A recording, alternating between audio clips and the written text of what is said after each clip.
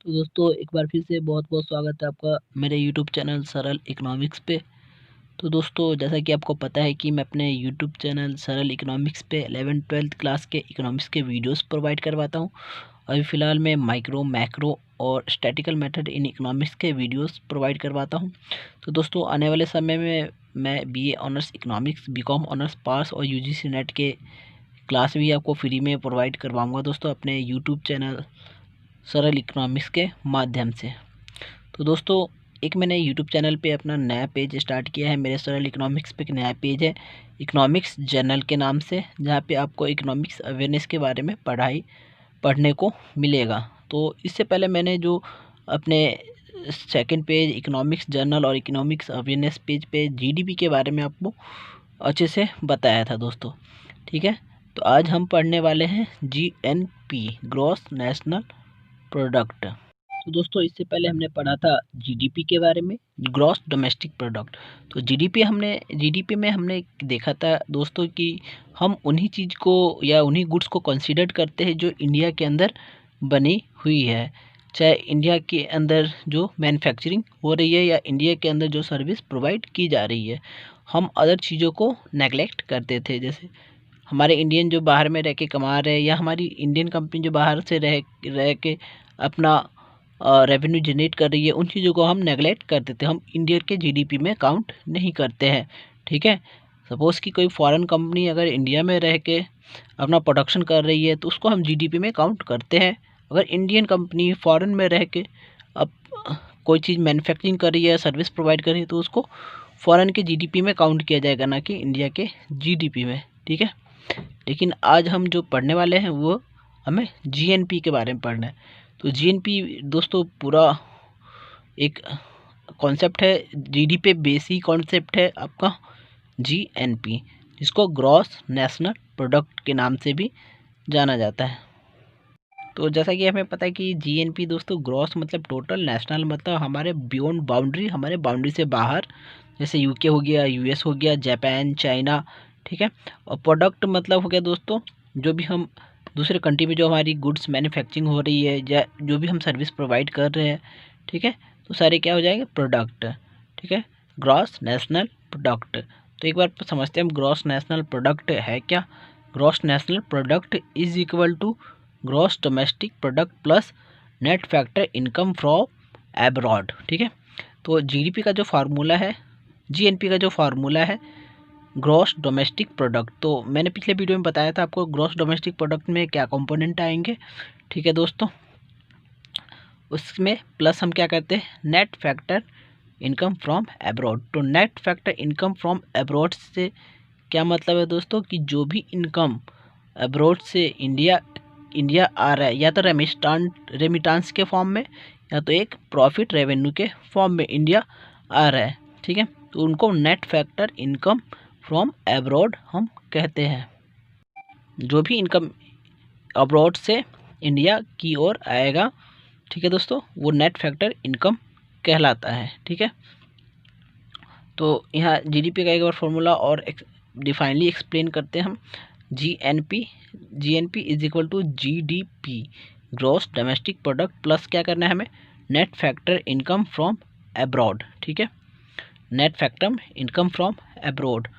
और यहाँ पे दोस्तों जीडीपी प्लस में इनकम फ्रॉम एब्रॉड, ठीक है, और माइनस क्या करना है, इनकम टू एब्रॉड। तो पहले हम जीडीपी जो कैलकुलेट करते थे उसको कैलकुलेट एज ए वेल कर लेंगे हम, उसमें प्लस क्या करेंगे, इनकम फ्रॉम एब्रॉड, क्योंकि जीडीपी हम इनकम फ्रॉम एब्रॉड को कैलकुलेट नहीं करते हैं, ठीक है दोस्तों। इनकम फ्रॉम एब्रॉड को हम कैलकुलेट नहीं करते हैं जीडीपी में, इसलिए जब भी हम ग्रॉस नेशनल प्रोडक्ट निकालेंगे तो इसमें हम इनकम फ्रॉम एब्रॉड को कैलकुलेट करेंगे और माइनस क्या करेंगे, इनकम टू एब्रॉड, मतलब जो भी इंडिया में फॉरेन रह के इनकम अर्न कर रहे हैं, ठीक है, या जो भी फॉरेन कंपनी इंडिया में रह के प्रॉफिट जनरेट कर रही है, वो क्या दोस्तों अपने कंट्री में, होम कंट्री में भेजते हैं, चाहे वो यूके के हो, यूएस के हो, जापान के हो या चाइना के हो, ठीक है। तो इनकम तो अर्न इंडिया में करेंगे, लेकिन वो पैसा कहाँ भेजते हैं, अपने होम कंट्री में, ठीक है, जो हमारे लिए फॉरेन कंट्री है, ठीक है। और प्लस क्या करना होता है, इनकम फ्रॉम एब्रॉड, जो भी हमारे इंडियन कंपनी बाहर रह के जो भी प्रॉफिट अर्न कर रहे हैं, जो भी हमारे इंडियन वर्कर अदर फॉरेन में रह के रेमिटांस जो भेजते हैं, ठीक है, या जो भी इंडियन कंपनी फॉरेन में रह के प्रॉफिट जो जनरेट कर रही है इंडिया में उनको ट्रांसफ़र करती है, तो हमें क्या इनकम फ्रॉम अब्रॉड में ऐड करना है उसको, ठीक है। जीडीपी में हम वो इनकम ऐड कर लेंगे, माइनस कर देंगे इनकम टू अब्रॉड को जाने वाली इनकम, जो भी फॉरेनर इंडिया में रह के इनकम अर्न कर रहे और पैसा कहाँ बाहर भेज रहे, ठीक है। तो ग्रॉस नेशनल प्रोडक्ट का डेफिनेशन दोस्तों एक बार देख लेते हैं क्या है।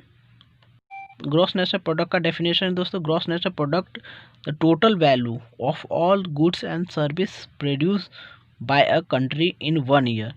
टोटल गुड्स एंड सर्विस का वैल्यू तो कैलकुलेट होगा ही जो भी एक पर्टिकुलर ईयर में प्रोड्यूस हो रहा है, लाइक जीडीपी की तरह, ठीक है। इसमें इंक्लूड क्या कर देंगे हम, total amount of money that comes from foreign countries. इसमें इंक्लूड हमें करना है जो भी एक ईयर में जो भी रेमिटांस, जो भी प्रॉफिट, जो भी फॉरेन से कमाए हुए जो भी पैसे इंडिया में भेजे जा रहे हैं, इंडिया में आ रहे हैं विदेश के थ्रू, तो वो हम इंक्लूड कर देंगे। तो हमारे पास क्या निकल के आ जाएगा, ग्रॉस नेशनल प्रोडक्ट।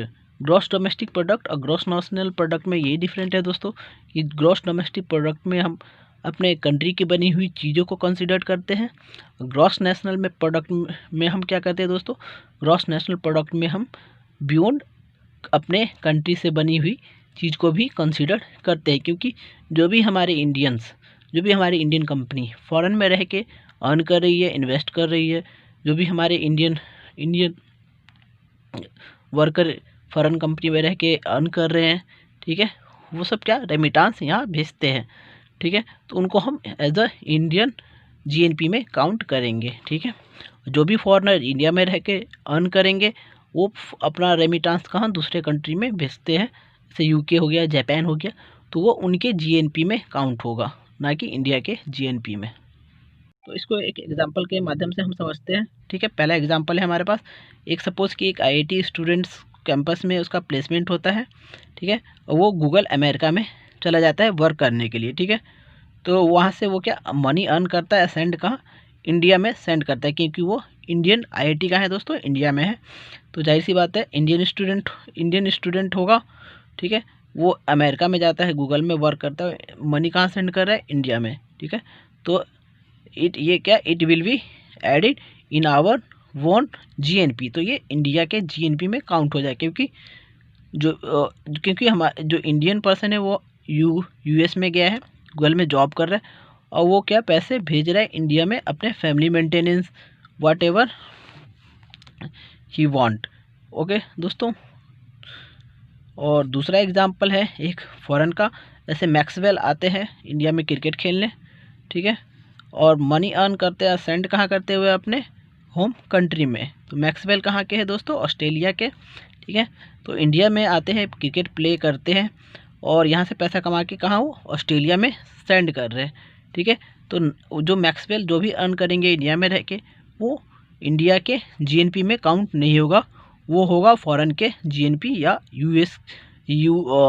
ऑस्ट्रेलिया के जीएनपी में काउंट होगा, ठीक है। ये हमें क्या अपने जीएनपी से डिडक्ट कर देना है, will be deducted from our GNP से हमें डिडक्ट करना है।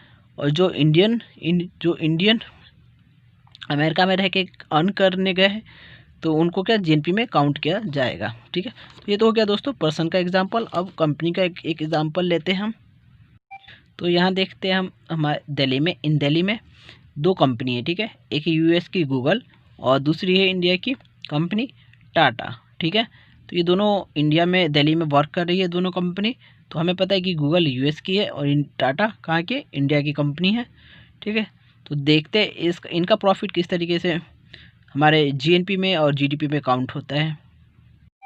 तो profit of both will be include in GDP of India.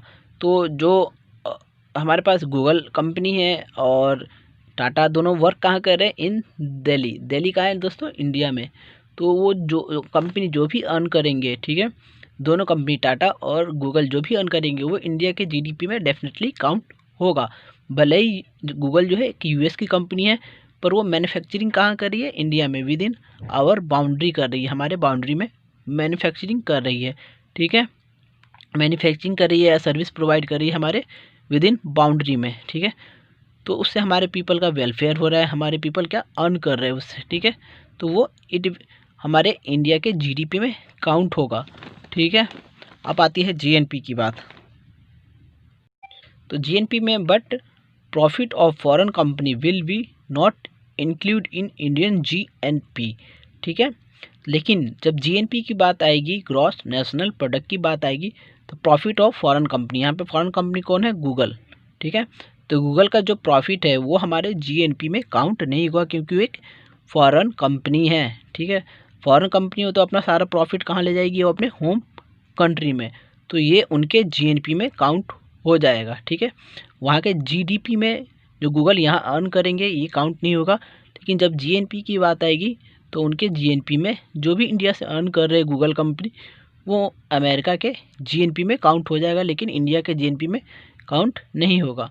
Only Indian company profit will include in Indian GNP. खाली टाटा इंडियन कंपनियां कौन थी दोस्तों? टाटा। तो टाटा की जो जीडीपी है, जो भी प्रॉफिट है टाटा का, क्या इंडिया के जीएनपी में काउंट होगा, क्योंकि वो एक इंडियन कंपनी है, ठीक है दोस्तों। उसी तरीके से बढ़ते हम दूसरे एग्जाम्पल की ओर। But profit of foreign company will include in their home country, ठीक है। तो हमारे जो फॉरेन कंपनी कौन है यहाँ पे? गूगल। तो गूगल का जो प्रॉफिट होगा वो उनके होम कंट्री यानी यूएस में इंक्लूड हो जाएगा, वहाँ के जीएनपी में इंक्लूड होगा, ना कि इंडिया के जीएनपी में। हम यहाँ एक दूसरा एग्जांपल लेते हैं जापान का, ठीक है। जापान की कंपनी जापान में रह के वर्क कर रही है और इंडिया की कंपनी जापान में इन्वेस्टमेंट कर रखी है और जापान में अपनी मैन्युफैक्चरिंग या सर्विस प्रोवाइड कर रही है, ठीक है। तो देखते हैं ये किस तरीके से इफेक्ट करता है। Profit of Japan and Indian company will be included in GDP of Japan, ठीक है।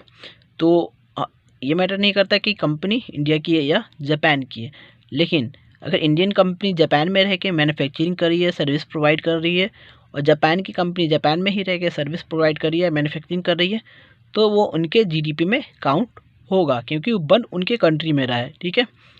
वहाँ के लोगों का वेलफेयर हो रहा है, ठीक है। तो उनके जीडीपी में काउंट होगा। बात आती है जीएनपी की, ग्रॉस नेशनल प्रोडक्ट की, ठीक है। But in case of GNP, gross national product के केस में क्या होगा दोस्तों? Profit of Indian company will not include in Japan. जब जीएनपी की बात आएगी, जो इंडियन की कंपनी की जो प्रॉफिट होगी वो जापान के जीएनपी में काउंट नहीं होगा। वो कहाँ काउंट होगा? Count only Japan company profit will be include in Japan GNP. खाली जापान की ही जो कंपनी है जो जापान में रह के वर्क कर रही है, उनकी ही कंपनी का प्रॉफिट वहाँ के जीएनपी में काउंट होगा। इंडिया की कंपनी जो जापान में रह के वर्क कर रही है उनका प्रॉफिट काउंट नहीं होगा। वो कहाँ काउंट होगा दोस्तों? इंडिया की जीएनपी में। Indian company profit will be include in Indian GNP, ठीक है। तो जो जापान की कंपनी और इंडिया की कंपनी दोनों वर्क कर रही है जापान के अंदर, ठीक है। तो दोनों जो मैन्युफैक्चरिंग कर रही है, जो भी सर्विस प्रोवाइड कर रही है, वहाँ के जीडीपी में काउंट हो जाएगा। लेकिन जब जीएनपी की बात आएगी तो इंडियन कंपनी की जो प्रॉफिट रहेगी, ठीक है, तो वो इंडिया के जीएनपी में काउंट होगा, ना कि जापान के जीएनपी में। लेकिन जापान कंपनी के जो जापान कंपनी के प्रॉफिट रहेगी वहाँ के जापान में के जीएनपी में काउंट हो जाएगा, ठीक है। लेकिन अगर यही जापान कंपनी अगर इंडिया में रह के वर्क कर रही होती तो इनका जो प्रॉफिट है इंडिया के जीएनपी में नहीं जुड़ के जापान के जीएनपी में जुड़ जाता, ठीक है, जैसे यहाँ इंडिया के केस में हो रहा है। तो आई होप कि आपको ये ग्रॉस नेशनल प्रोडक्ट का जो ये शॉर्ट वीडियो है आपको समझ आ गया होगा दोस्तों। अगर फिर भी आपको नहीं समझ आता है दोस्तों, मेरा कमेंट बॉक्स में मेरा नंबर, व्हाट्सअप नंबर दिया हुआ है, फ़ोन कॉल नंबर भी दिया हुआ है दोस्तों। आप वहाँ से मुझे फ़ोन कर सकते हैं या व्हाट्सअप कर सकते हैं दोस्तों, ठीक है। तो ये जीएनपी का एक छोटा सा कॉन्सेप्ट था, ठीक है। आपको ना समझ आया होगा तो दोस्तों मुझे कमेंट में क्वेश्चन पूछ सकते हैं, या मुझे व्हाट्सअप कर सकते हैं, या मुझे कॉल कर सकते हैं दोस्तों, ठीक है। तो इस वीडियो को ज़्यादा ज़्यादा शेयर करें, लाइक कर दें, ठीक है। और मेरे चैनल को दोस्तों फर्स्ट टाइम देख रहे हो तो सब्सक्राइब कर दें, ठीक है। तो आपका कीमती समय देने के लिए बहुत बहुत धन्यवाद दोस्तों।